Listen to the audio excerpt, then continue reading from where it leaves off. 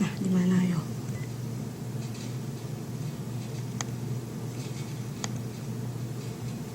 Saya nggak tahu tuh.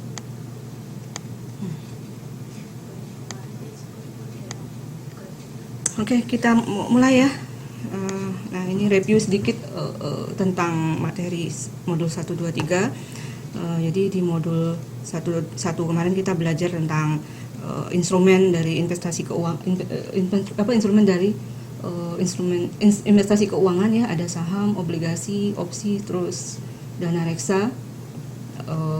Nah, investasi keuangan kemarin Anda tahu, investasi keuangan itu ya memang bagaimana kita menginvestasikan dana yang kita miliki, tapi bukan berbentuk investasi real, tapi bentuknya memang nggak real. Kadang sahamnya pun nggak kita pegang ya, karena kan bentuknya biasanya yang penting kontrak adanya, tapi kita kadang nggak pegang juga sahamnya itu, disimpan dari pihak pihak pengelolanya. Nah, kemudian return kemarin masih ingat caranya? Penjualan dikurangi pembelian, dibagi pembelian. Ya biar nggak usah dihafal rumus maksudnya. Jadi return itu ya maksudnya jelek ya, harga jual lah, harga jual. Jadi seandainya kita punya saham atau aset kita mau kita jual, nah harga jualnya berapa, terus harga beli ya dibagi harga beli. Ini return secara umum. Dihafal dulu itu, nggak usah lihat rumus nanti pakai pusing nanti. Jadi ingat harga jual, harga beli itu return. Ya. Terus ini return secara umum. Secara umum maksudnya kalau Anda jual, Anda dagang pun, Anda beli dagang biasanya secara umum seperti ini. Tapi kalau keuangan bedanya, ini investasi real biasanya begini, harga jual dikurang harga beli. Tapi kalau investasi keuangan, return itu ada tambahannya. Sebelum dibalik aja ya.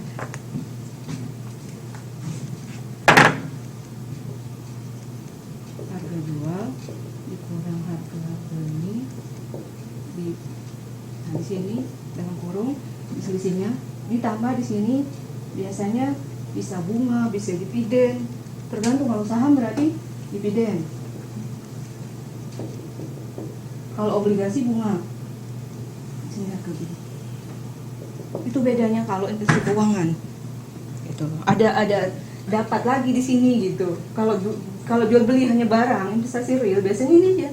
Jual beli gitu ya. Gitu. Untung lah intinya. Tapi kalau investasi keuangan bedanya ini. Makanya ya diperkirakan harusnya lebih tinggi gitu ya, karena konsepnya ini. Itu konsep return. Terus expected return. Kalau expected return itu kan namanya return yang diharapkan. Asumsinya kita sudah melakukan hitungan ini udah selesai gitu loh. Sudah dapat misalnya ini angkanya 10% gitu. Udah dapat angkanya. Kalau di soal kan kemarin udah dapat angka ini. Nah, udah dapat angka ini, kemudian 10%. Nah, kita mau cari expected return-nya. Expected kan berarti yang diharapkan. Cara mencari yang diharapkan itu harus diasumsikan dengan kondisi perekonomian. Makanya tadi, apa sih Bu yang buat kok berubah-ubah gitu kan pertanyaannya. Nah, jadi kondisi untuk dapat expected return ini kita harus tahu 10% ini kondisi perekonomian negara kita seperti apa. Kalau kelihatannya baik, maka kita buat asumsi. Makanya kemarin ada yang namanya probabilitas kan. P itu asumsi sebetulnya. Asumsi pertama kalau ekonominya baik. Indonesia sekarang kira-kira baik nggak ekonominya? Bisa mau beli saham di Indo, menurut Anda baik nggak? Ini asumsi loh, beda-beda orang beda asumsi soalnya. Baik ya. Anggap baik ya misalnya. Oke. Nah, kondisi baiknya misalnya kita nggak berani baik 100% ya nggak? Nah, baik kita beraninya berapa? 50%. Nah, terus kondisinya kira-kira bakalan baik banget nggak? Tinggi gitu, puncak gitu. Beraninya berapa kira-kira? 70 lah. Nggak bisa, total harus 100. Oh. Gitu. Jadi berapa kira-kira? 30 misalnya. Terus jelek misalnya resesi gitu ya, mungkin nggak Indonesia resesi, kok teroris bikin gara-gara kalau resesi. Gitu. Nah, ini yang kemarin soal Anda ketemu resesi, puncak dan sebagainya, itu sebenarnya asumsi gitu. Jadi asumsi ini sebetulnya si pengamat ekonomi yang buat, mereka udah tahu. Cuman kalau kita kan juga judgement sendiri sebetulnya nggak apa-apa gitu. Oh, saya udah pokoknya kira-kira kayaknya baik deh sekarang.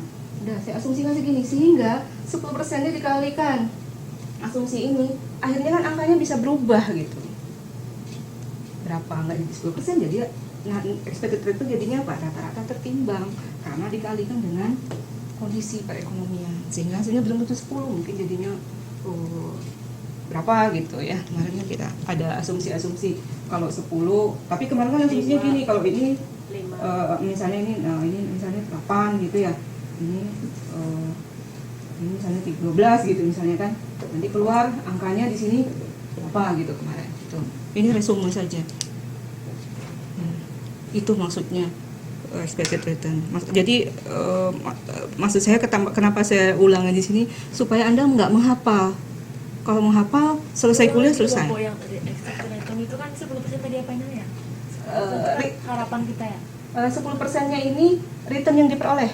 Oh, Ini kan dari data historis. Data historis itu data apa ya? Data historis itu yang udah lalu gitu, yang saya suruh Anda tadi saya contohkan di apa namanya website tadi itu, yang indeks tadi kan Anda mencari harga itu nanti dikurangkan dengan rumus nih, harga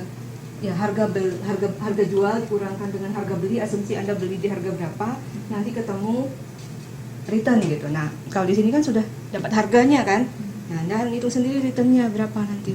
Makanya kalau ngitung return berarti kalian harus tahu perusahaan kasih dividen nggak, bagi dividen nggak. Nah, cari data dividen lagi gitu, searching dividen, dibaca satu-satu. Makanya harus saya carikan perusahaan yang ininya nggak terlalu banyak supaya bacanya nggak pusing, terus nanti tapi dapat gitu loh. Nah, kemudian 10, 8, 12. Nah, ini cara menghitung expected return. Nah, kemudian risiko kemarin kepanjangannya apa? Resiko itu ya apa ya namanya, expected return, Yang diharapkan dikurangi return yang real ya. Nah, yang diharapkan kan dapat misalnya angka di sini setelah kita hitung misalnya angkanya dapat 11 gitu, 11% misalnya. Ternyata realnya hanya misalnya 8 gitu. Berarti selisih 3. Nah, 3% ini sebetulnya risikonya. Risiko dia nggak dapatnya. Senggol. Risiko nggak dapat itu. Ini secara sederhana untuk rumus. Tapi rumusnya kan sudah ada pakai varians ya. Variansnya nggak sesederhana ini rumusnya, kemarin pakai pangkat 2 terus dikalikan probabilitas ya, nggak kemarin kan dikalikan probabilitas ini pangkat 2 terus nanti hasilnya diakarkan. Tuh. Itu yang saham yang satu sekuritas saja. Kemudian yang CAPM dan APT. Kalau CAPM ini ini asumsinya CAPM apa namanya? Memang kita tidak, karena dia pakai konsep Markowitz. Markowitz itu memang tidak intinya tidak boleh membeli saham atau investasi di satu pasar, satu perusahaan saja, nggak boleh, karena kalau satu saja resikonya tinggi. Kalau misalnya bangkrut perusahaannya habislah gitu uangnya. Tapi kalau di dua perusahaan kan kemungkinan rugi di tempat satu masih ada di tempat lain gitu. Maksudnya seperti itu. Makanya Markowitz itu sebetulnya susah rumusnya Markowitz itu ya, tapi di buku di modul ini memang dibuat sederhana karena menggunakan CML ini. Kalau CML kemarin kan rumusnya masih enggak CML. Yang jelas gambarnya seperti ini. Di sini ada RF, di sini ada ini R aja ya. Ini ada M ya. KM ya. KM, KF, KM, KF di sini beta gitu ya. Jadi di sini. Nah, di titik-titik ini kan kemarin ya. Nah, kalau kita beli saham di titik-titik ini ini merupakan portofolio yang optimal kemarin. Portofolio optimal. KF ini apa? Keuntungan bebas risiko. Keuntungan bebas risiko sama dengan kemarin sama dengan suku bunga bank ya. suku bunga bank. Nah, suku bunga bank di Indonesia misalnya sekarang berapa? Nah, suku bunga bank itu minimal, pernah nggak sih ngitung kalau punya tabungan di bank berapa sih dapatnya sebulan? Ya, dikit banget. Kemarin aku lihat cuma 4.000. 4.000 itu berapa? Padahal uang 16 juta. Nah kan, dikit banget ya.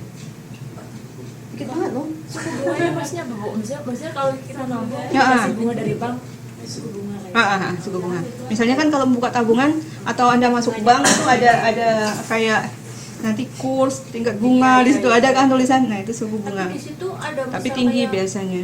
iya 1% gitu apa berapa ya, 2,5% gitu, tapi hasilnya dikalikan Nggak pas, memang nggak pas. Kalau saya ngitungnya saya bagi 2 atau bagi 3 lagi. Baru bisa pas. Jadi bohong orang bank itu banyaknya. Hah? Jadi misalnya dia bilang, "Mas, misalnya punya deposito 10 juta gitu ya." Nah, misalnya deposito nih 10 juta. Deposito agak gede 5%. Dia bilang 5%. Kita bilang dia bilang 5% ya.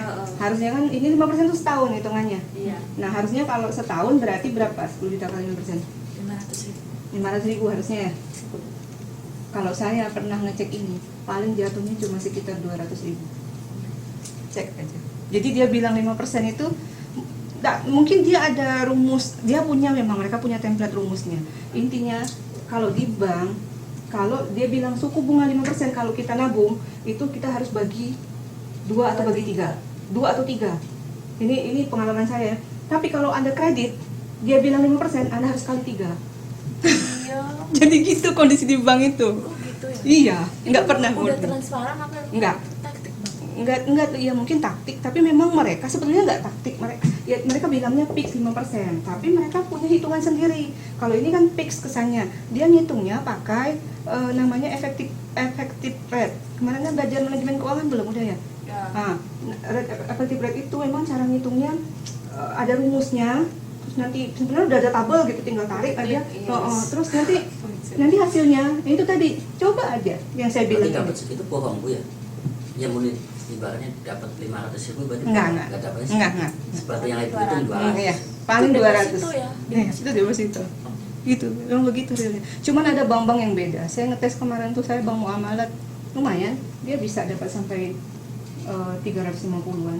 Muamalat maksudnya bank konvensional saya kalau udah ngecek benar kalau deposito itu enggak sama angka. Cara ngitungnya beda. Mungkin bank muamalat punya cara hitung yang berbeda dia, karena kan dia kan bagi hasil. Jadi cara ngitung dia itu bagi hasilnya itu apa gitu namanya, terus nanti pokoknya nggak senyekek inilah gitu aja, nggak separah itu deh.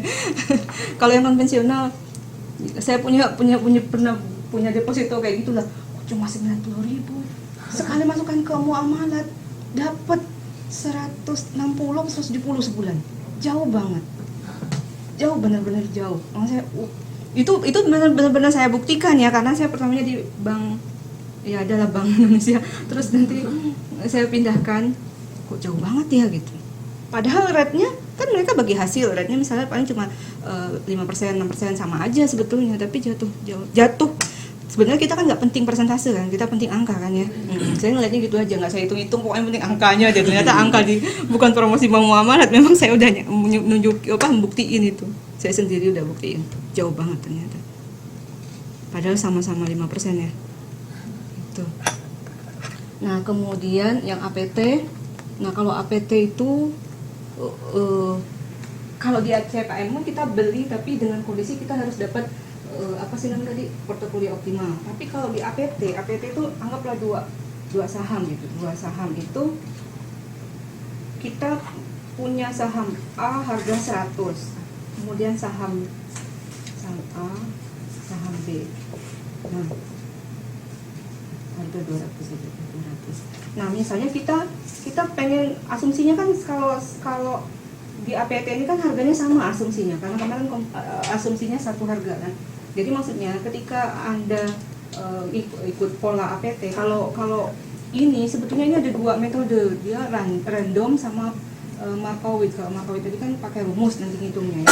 Nah kalau APT ini nggak pakai Markowitz lagi, dia memang kita lihat harga saja. Namanya kan arbitrase itu kan penyamaan gitu ya, disamakan gitu. Jadi misalnya saham B tadi 200, ternyata di luar ada saham C harganya sama 200, terus di sini returnnya misalnya 10%, di sini returnnya misalnya 12%, karena Anda lihat saham ini naik terus gitu, returnnya. Tapi ketika Anda mau beli, ternyata harganya jatuhnya sama. Nah, ini sistemnya dia sebenarnya ini nggak boleh kalau ketahuan BI. Ini namanya short selling gitu loh. Jadi jual terus beli gitu. Jual beli. Nah, ini jualnya cepat, beli cepat gitu, jadi short selling. Jadi dia jual 200, yang harga 200 dia jual, dia beli lagi 200, tapi kan untungnya lebih tinggi 2% dibanding yang ini. Tapi dengan asumsi harga sama. Kalau harga nggak sama, kita nggak bisa melakukan APT tadi gitu. Ini maksudnya kalau kita mau ganti saham kita ganti harus dengan harga yang sama. Kalau di sini dia nggak ngelihat harga, yang penting dihitung-hitung masuk gitu ke pola slope ini tadi gitu. Itu bedanya. Oke, terus semua PR-nya yang kedua belum? Bawa nggak? Ayo cepat dikirim ya. Sebenarnya saya udah ada jawabannya. Udah ketemu. Siapa yang salah kemarin? Mbak Eka, yang lain udah bener ya. Nah, ini yang tugas satunya. Ya, tugas satu mana jawabannya? Ya, nih jawabannya. Permisi, Mbak. Ya. Mau cross check sebentar. Oke. Saya mau nanya masalah video online. Sudah berapa kali TTM online ya? Kalau boleh tahu. 3 ya? 3? Tiga. Oh, 3 Tiga. kali. Videonya sudah diupload semua? Sudah. Sudah. Nggak ada masalah. Untuk modulnya Modul cocok atau sesuai atau beda? cocok semua kayaknya ya. Saya sering pakai yang virtual, modul jarang pakai itu. Yang handbooknya. Jarang. Soalnya ya kalau berdua kan saya bisa langsung digede-gedein gitu. Oh gitu. Iya. Bacanya lebih enak. Berarti nggak ada masalah ya? Nggak ada masalah. Debut juga nggak ada Nggak masalah. ada. Alhamdulillah nggak ada masalah. Lancar tugas-tugasnya? Tugasnya yang nggak lancar sih. Nggak lancar. Bohong, mereka nggak lancar. Tugasnya nggak lancar. Enggak. Oke. Sudah. Nanti oke, 3 sudah terupload ya. Ya, Hari ini sudah. tolong direkam juga. Iya, sudah direkam ya. Terima kasih. Iya, iya. Mari. Ya.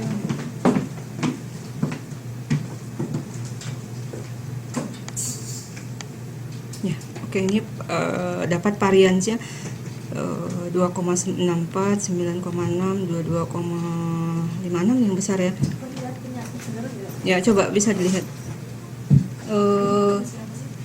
Satu.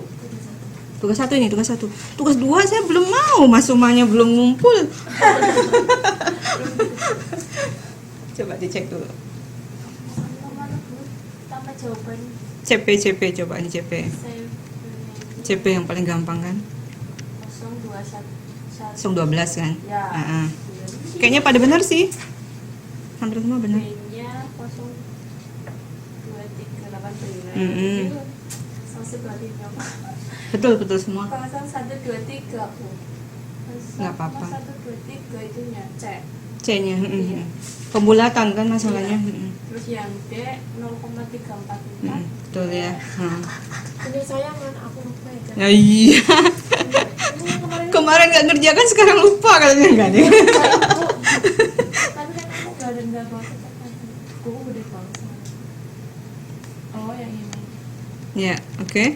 Iya, aku jadi udah tak kirim kok Bu. Iya, udah tahu saya. Jadi urutannya, kalau urutannya kan kemarin kebanyakan CBD.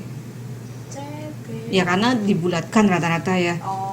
Tapi sih sebenarnya itu nggak masalah sih. Itu nggak Si masalah. jawabannya ACB. Iya. Kalau yang benarnya ACBD. Sebenarnya CBD itu karena mereka nggak ini aja, desimalnya 2 aja. Kalau desimalnya ditambah ketahuan gitu loh bedanya. Iya. Nggak masalah sih itu, yang penting paham. Nah kemudian Milih apa berarti? milih ya sama aja kemarin kayak tergantung orang kan sebenarnya milih ya.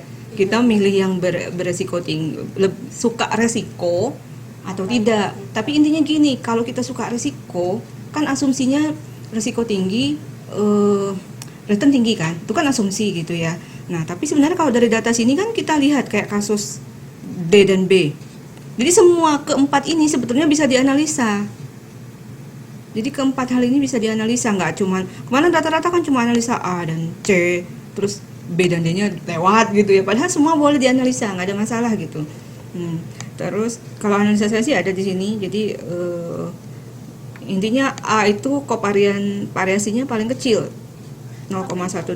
Resikonya saya beda ya Bu. Kenapa resikomu berapa? 2,64 gitu.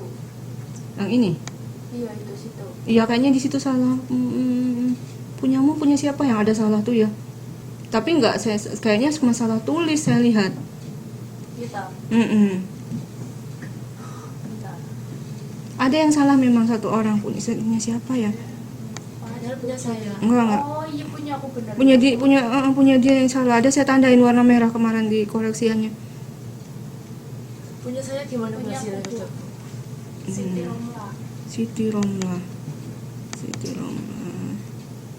Tute. Itu ya. Oh bukan punya. Bukan punya. Yang saya tahu salah tuh dia salah angka, harusnya 0, Sebenarnya itu resikonya itu yang ada pangkatnya yang ditulis apa bukan sih? oh resiko tuh jangan yang ada pangkat, itu kan varian. Oh, aku Resiko tuh standar deviasi, varian diakarkan. yang nggak ada pangkatnya. Mm-mm. Ya kok bener. Nah, silik senang sih. Yang mana? Yang mana sih B, C? C ya? Bener kok. Bener itu kayak gitu Bu. Mm-mm. Tapi aku di tabelnya gitu. Di tabelmu yang salah ya? Di tabelnya iya aku nulisnya yang ada pangkatnya, yang tertulis. Hmm. Harusnya yang ditulis yang nggak ada pangkatnya ya. Iya harusnya. Nah, di tabel ya? Iya. Oh ini ya? Iya. Oh iya saya baru lihat. Ketahuan deh jadinya. Kalau saya mau ngelihatnya main gini aja, asal di sini udah benar, saya yakin di sini benar gitu loh. Nah, itu bingung sih soalnya di Nggak situ apa-apa. yang ditulis apanya. Nggak apa-apa sih, kalau ini Berarti sih yang nggak. ditulis harusnya yang nggak ada pangkatnya ya Bu. Yang nggak ada pangkatnya. Kalau saya soalnya ngeceknya dari koefisien variasi aja. Kalau ini nggak terlalu saya ini lagi gitu. Karena kan saya ngelihat hitungannya udah benar. Jadi tabel ini nggak terlalu Nggak penting. bukan nggak penting sih penting, tapi nggak jadi faktor oh nilainya jadi jelek gara-gara tabel salah gitu nggak. Udah saya sih Bu. Karena saya nilainya itu Jawabannya kenapa gitu. Haryanti ya? Banyak kali soalnya. Hah? Banyak kali. Iya masalahnya kan kadang tak zoom Bu, takutnya kan tulisannya nggak jelas. Sebentar ya. Kadang juga gelap. Saya setengah mati ngoreksinya. Iya. Segini-gini. Tapi ada yang di zoom. Enggak, kayaknya Haryanti benar deh. Iya. Itu tugas 2 juga langsung malam langsung tak kirim. Iya udah. Belum saya save. Kalau tugas 2 belum saya save. Nunggu. Mas Uma. Mas Suma juga belum saya. Mas Suma udah kayaknya. Oh, udah, Mas Suma udah saya. Belum saya nilai Mas, nanti aja ya. Ya pokoknya nilai tugas bagus tuh. Yang jelas tuh ujian bisa gitu aja. Ujian nggak bisa nanti kasihan juga. Apalagi tadi lupa. Bu, itu tadi Ibu bercanda atau ya, gimana Bu yang tadi katanya mempengaruhi saham teroris itu? Yang mana? Yang tadi pas nerangin itu. Bercanda yang mana? Masa enggak memang asli atau memang Asli, saya ceritanya asli loh. berarti Apa kalau siapa? masalah gimana sambutannya Bu saham sama teroris? Oh, yang teror. Iya. Maksudnya politik, kondisi politik. Kalau misalnya yang teror, itu kan isu sengaja dibuat, ya macam-macam efeknya gitu. Jadi biasa kalau misalnya kayak kemarin ada Indonesia toto ada bom gitu. Nah itu langsung cek harga ISG-nya turun nggak? Itu langsung cepet itu gitu. Emang serius itu. Turun apa enggak? Nggak tahu turun apa enggak Mas. Karena saya nggak ngecek. Jadi kondisinya itu. Saham itu pemilik yang milik Siapa? pemiliknya? Oh kan. Pusatnya gitu pusatnya. Pusatnya. Ya kita beli saham ya contohnya itu kan. Oke. Pemerintah terus siapa? Oh, saham itu milik banyak orang. Ada milik pemerintah, ada milik perorangan, ada milik kelompok. Tuh kan di sini bukunya itu. Aja ngeliat bukunya pusing bukunya. Bukunya tuh gitu. Jadi gini Mas, saham itu misalnya Mas Suma pulang dari Taiwan punya modal banyak, buka usaha. Nah, bentuk usahanya itu kan ada perorangan, ada PT, ada yayasan, ada firma, ada CP. Paham nggak itu? Pernah belajar? Oke. Nanti misalnya Mas Suma mau bentuknya PT. Kalau bentuk PT berarti Mas Suma harus mengeluarkan namanya saham. Itu tergantung di notarisnya. Waktu ke notaris mau bentuk usaha, misalnya perusahaan dagang atau bengkel atau apa. Nah, modalnya yang penting, modalnya itu bentuknya saham atau gabungan uang saja. Nah, kalau saham berarti misalnya sahamnya berapa lembar, per lembar berapa. Meskipun jatuhnya uang, tapi penamaannya saham gitu. Karena ketika bentuknya PT, beda nanti bagi hasilnya dengan bentuknya uang saja. Bentuknya CP kan biasanya uang saja, misalnya si A 50 juta, si B 50 juta, kan itu bentuknya uang, gabungan uang. Kalau bentuknya saham itu dia pakai asumsi per lembar berapa. Jadi jual misalnya selembar 10.000, misalnya dikeluarkan 100 lembar, berarti kan total modalnya 10.000 kali 100. 10.000 kali 100 berarti berapa? 1.000 lah ya. Hah? 1.000 misalnya. Nah, itu modalnya berarti 1.000 gitu. Nah, modal ini ketika masuk misalnya udah buka usaha butuh uang, udah dikeluarkan tadi sekian, nanti teman-teman kuliah dulu diteleponin, nih aku buka usaha yang mau kirim modal, ini saya jual sahamnya sekian, siapa yang mau? Sebenarnya itu bebas-bebas saja gitu. Ini tapi namanya perusahaan yang tertutup tuh belum terbuka dijual ke publik, tapi cuma teman-teman gitu. Nah, itu namanya perusahaan tertutup, bentuknya PT. Nah, ketika misalnya PT-nya udah bagus, semua udah bagus ya, administrasinya bagus, sudah maju, omsetnya juga udah tinggi, butuh modal. Nah, Mas Suma bisa mengajukan untuk membuka perusahaan istilahnya inisial public offering, jadi menjual sahamnya ke umum, ke masyarakat umum. Tadi kan milik Mas Suma, keluarga dan teman-teman. Nah, sekarang dijual ke umum. Jualnya harus melalui bursa efek namanya. Nah, bursa efek itu perusahaan, bursa efek itu milik negara sebetulnya ya. Bursa efek itu milik negara, kemudian dari Departemen Keuangan itu. Nanti siapapun yang ingin menjual sahamnya itu harus mengikuti persyaratan di bursa efek. Pertama harus diaudit, macam-macam persyaratan itu banyak. Terus harus ada underwriting itu yang perusahaan penjaminnya bahwa perusahaan ini benar gitu loh, bisa masuk bursa gitu ya. Nah, setelah proses itu dilalui, baru nanti biasanya beberapa bulan atau baru bisa sahamnya dijual ke umum. Saham dijual umum, semua bisa beli, semua orang bisa beli. Itu kalau perusahaan Mas Suma pribadi. Tapi perusahaan negara juga bisa melalui proses itu, jadi dijual ke masyarakat umum. Ya, aku lihat orang Taiwan tempat kerja tuh online. Iya, memang di Indonesia juga udah gitu sekarang. Sampai kerja tuh nggak fokus ke mesin dia kayak bawanya HP. Iya, karena dia tahu dari situ pendapatannya lebih besar. Itu tadi. Itu angka-angka itu ya. Iya, aduh Gak kan ada mungkin itu yang dilihatin terus. Iya, Sistemnya gini dah, Bu. Itu Contoh, Bu. Contoh ibu ibaratnya pemilik saham Ya. ibaratnya Terus aku masalah lagi itu online, aku beli sekarang ibaratnya 100 Ya, harganya. betul. Terus 5 menit kemudian Harga harganya 200, jadi aku jual lagi. langsung jual. Karena masuk keuangannya di Rekening kita kan udah terdaftar. Oh, berarti langsung masuk. Langsung masuk. Kalau kita nggak Atau jual-jual dia terus modelnya ada istilahnya dia di komputernya itu kan nanti ada, maksudnya kita kan nanti kalau misalnya kita ikut ini kan namanya adanya kita terdaftar akun kita. Jadi kita login, kemudian kita lihat akun kita ya kayak login kalau punya rekening tabungan Mandiri online misalnya kan, atau BCA Internet Banking itu kan punya tuh. Nah, cuman dia kan di dalamnya tuh ada misalnya ada istilahnya tuh kayak kantong gitu loh. Uangnya tuh masuk kantong ini gitu loh. Langsung gitu Nah, ya. Tapi belum masuk rekening banget ya, sebenarnya ada kantongnya gitu kayak Nanti kalau itu nanti baru dipindahkan lagi ke tabungan kita, tarik lagi kayak gitu. Transaksinya tuh bener-bener. Berarti kalau pas beli harganya tinggi terus itu lagi posisi turun terus ya rugi ya mau Ya jual. rugi, jangan dijual dulu, biasanya tahan gitu.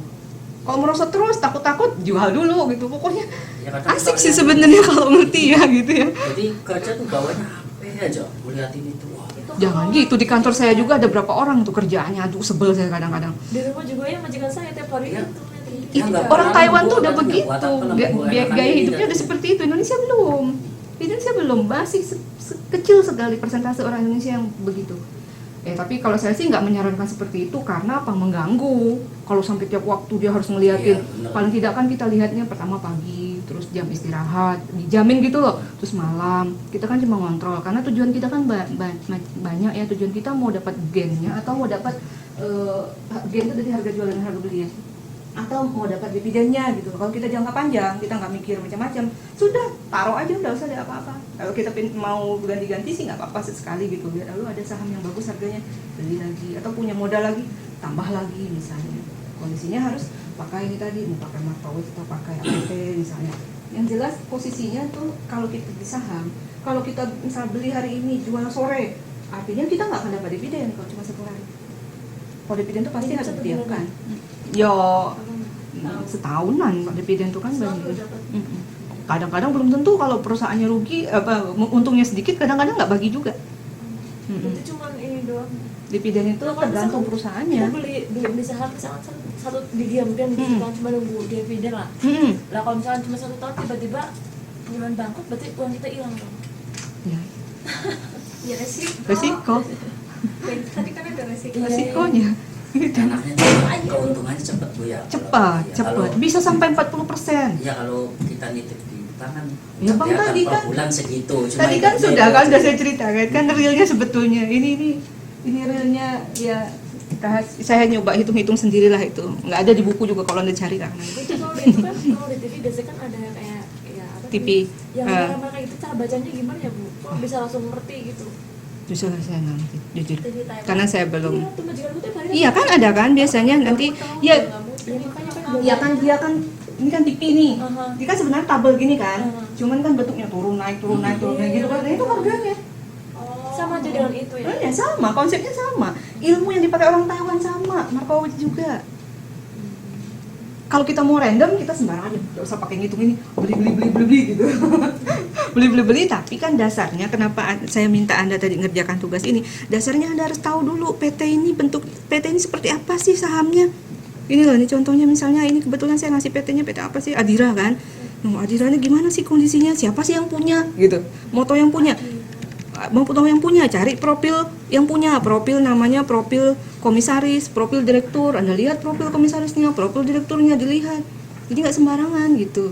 Tadi kalau pengen ngecek itu gimana langkah pertamanya? Apa pengen ngecek? Iya pengen ngecek, wah lihat perusahaan ini sahamnya apa. Oh, nanti Soalnya sekalian waktu untuk tugas temen aku- terakhir. Waktu temen aku dulu mau masuk pabrik yang sama kayak aku, dia nggak langsung masuk, lihat sahamnya dulu katanya bagus juga. Iya, kalau lihat bagus, sahamnya ada dulu lemburnya, berarti baru lemburnya masuk. banyak. Terus Kalau aku sih nggak kepikiran gitu. kalau sampai di sini nih ya, Anda tahu gaji karyawan berapapun di sini dikasih, gitu, informasinya ada. Jadi kalau kita ngelamar nggak sembarangan gitu Apa setiap loh. perusahaan ada ini mesti Bu? Wajib kalau sudah terdaftar di bursa, wajib, nggak boleh nggak ada. Misal tertutup gitu juga ada. Kalau tertutup sih enggak, Enggak, bebas. cuma terbuka Cuma kalangan yang punya saham aja tadi kayak Mas Uma sama teman-teman gitu kan buka usaha gitu. Jadi kalau dengan seperti ini kan Anda terbuka mikir, oh saya pun bisa nanti buka usaha terus daftar di bursa. Nggak cuman kita kan dikuasai Cina aja ya. Kayak gitu kondisinya itu. Ya, paham ya maksudnya ya? Nah, kalau cuma teori Anda bisa baca di bukunya. Kali. Lihat nih laba bersih. Setahun ya apa berapa? Apa selama berapa? Setahun nih. Setahun. Namanya perusahaan sudah gede. Bayangin kalau dia bagi dividen. Dividen, saya cari dividennya, ada nggak dia dividennya? Dividen per saham ini 242. Untuk karyawan, jumlah karyawan. Jumlah karyawan semua ada. Dan per lembar berapa? Ini 242 berapa nih? Tapi juta atau berapa kan kita nggak tahu nih di atasnya. Dalam berapa? Oh, miliar rupiah. Total dividen yang dibagi nih berarti besar banget ya 242 per lembar. Tapi kan kali berapa ada berapa lembar gitu kan Bu? Minimal kan biasanya 100 sekarang. Sekarang ada aturan baru Indonesia minimal 100. Tahun lalu 500 per Januari kemarin. Jadi sekarang punya uang 100.000 aja udah bisa beli saham tuh karena itu. Maksudnya kan itu kan laba total kan selama satu tahun itu kan dibagi ada berapa Oh, berapa ya. saham? Gitu. Anda harus lihat data di atas lagi. Komposisi saham, berapa lembar yang dia dapatkan. Semuanya sampai 600. Iya. Kerjaan Kemarin- kerjaan saya hari-hari ini, Mbak. Katanya mau Disertasi beli saya saham. ini Kemarin soalnya. Hah? Kemarin katanya ibu mau nyoba beli saham jadi. Belum beli saya. Belum. Mau beli mau beli? Kita beli. Saya belum. Nyoba-nyoba sih sama kan bakery. Kalau cuma 100.000 sih bisa per sehari. Nyoba-nyoba ya, Yuk, bisa nyoba langsung praktek gitu ya. Mm-mm. Dapat minum. Tapi itu tadi, kalau mau praktek tahu, makanya saya kasih ini dulu, kasih tahu ini dulu gitu loh. Biar paham dulu, nanti nggak sembarangan udah beli-beli, diam aja uang 100.000 hilang juga kalau lama-lama gitu. Maksudnya biar tahu dulu ini kayak gini, terus nanti pelan-pelan oh udah paham. Habis baca ini kan nanti harus lihat IHSG tiap hari. Indeks harga saham gabungan kan mempengaruhi harga saham kita kan. IHSG naik kan logikanya saham kita juga naik kan ya. Nah, gitu. Ibu kalau apa harga indeks saham gabungan itu maksudnya gimana? Maksudnya harga rata-rata apa gimana? Harga rata-rata. Rata-rata Semua saham. gitu. Oh. Dia kan ada dua. Udah kebanyakan. Nuh. Nah, ada dua ya. Ada IHSG, ada LQ45. LQ45 itu saham-saham tertentu, saham-saham favorit yang ngetop-ngetop, yang selalu labanya tinggi pokoknya. Data LQ45 di mana ya? Di sini juga ada sih. Di mana ya? Perusahaan, kader, penilaian saham, pencatatan saham. Saya agak lupa di mana ya. LQ45.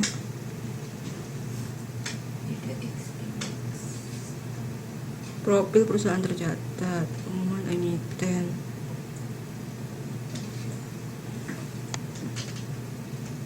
Atau saya LQ45 nya lupa udah.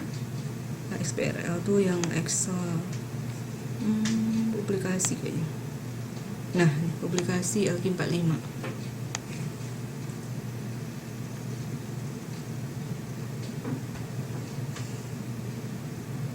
Itu berarti yang kayak diutuin sama Pak Sudian itu keuangan. yang dulu Iya. Keuangan. Nah, ini LQ45, data-data Kan perusahaan. dijelasin secara detail, Mas. Di Indonesia suka gitu kalau ngajar. Kok saya ngajar nggak suka, nggak sampai real. Kalau cuma teori percuma, teori bisa baca, biasanya gitu. Apalagi anda modulnya kan bisa dibaca.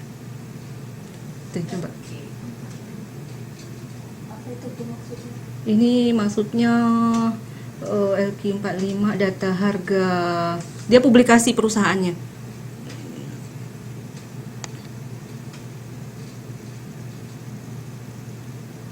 Tapi anda sih kalau mau beli nggak usah ngeliat ini, pusing kepala nanti. Ini kan cuma dasar untuk pemikiran bahwa perusahaan ini bagus tuh apa gitu.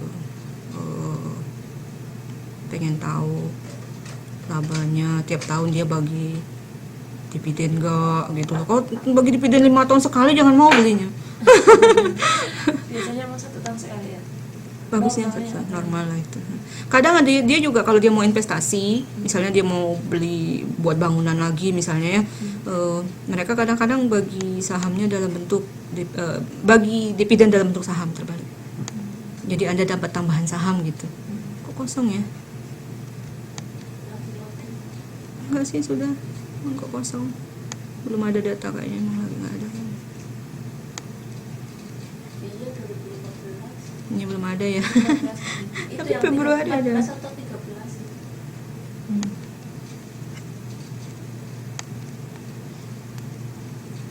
Ini per bulan. Data kalau ini sih biasanya data pasar ya, data harga turun naiknya saham. Jadi sebetulnya nggak harus di annual report ini tadi. Kalau ini kan lengkap banget. Kalau di situ kan Anda bisa langsung lihat gitu, di sini ada. Yang penting websitenya udah tahu dulu ya. IDX. Nanti linknya saya ada kok, link di PowerPoint pertemuan pertama pun sudah ada linknya. Tapi baru linknya aja, bukan langkah-langkah belum saya kasih. Langkah-langkah mau buka apa dulu misalnya kan, karena kan kalau mau cari-cari sendiri banyak ini, nanti semua dibuka-buka, makan waktu juga. Tapi kalau pengen tahu kan Gak apa-apa, kalau mau tahu sih bebas. hanya di itu aku juga pakai internet banking kayak gitu. Coba. Terus kadang tapi tadi ada ragu gitu, aduh nggak bisa, Wow, maksudnya nggak tahu 188 lembar. Ya. Nih datanya. Kalau ini dia udah sebanyak semua perusahaan sih, dia nggak cuma satu.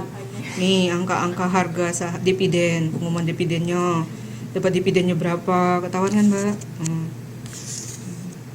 Jahat juga emang. Keren kan? mumet lah.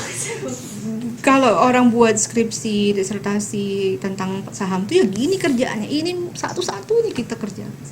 Sampai data tuh sampai ribuan. Gitu, Bu. Ya, Diteliti trennya, bener diteliti. apa enggak gitu. Nggak, benar salah udah nggak dihitung.